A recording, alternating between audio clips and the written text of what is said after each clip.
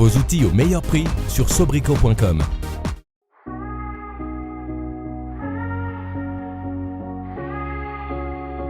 C'est la partie basse de votre porte-fenêtre. Cette partie basse, elle peut être classique, comme pour une menuiserie normale, ou alors surbaissée. On va surbaisser le seuil, notamment pour permettre l'accès aux personnes à mobilité réduite.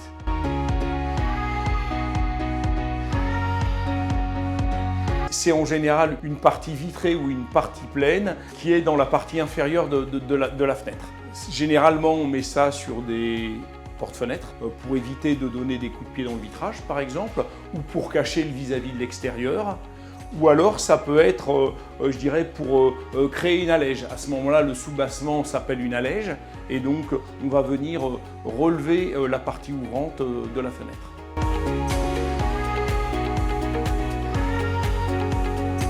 Hauteur d'allège, un élément très important. Donc il faudra bien vérifier qu'une fois le chantier fini, la hauteur finale permette la sécurité des personnes.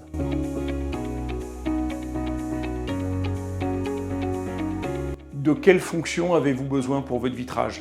Est-ce que vous avez besoin de propriétés anti-effraction?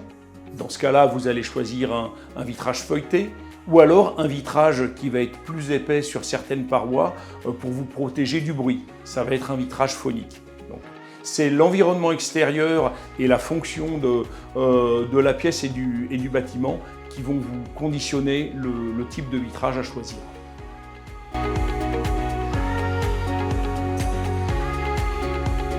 Le petit bois est fait pour donner du caractère à la menuiserie qu'on veut poser, ou alors séparer deux volumes de vitrage par une traverse, enfin respecter l'état existant.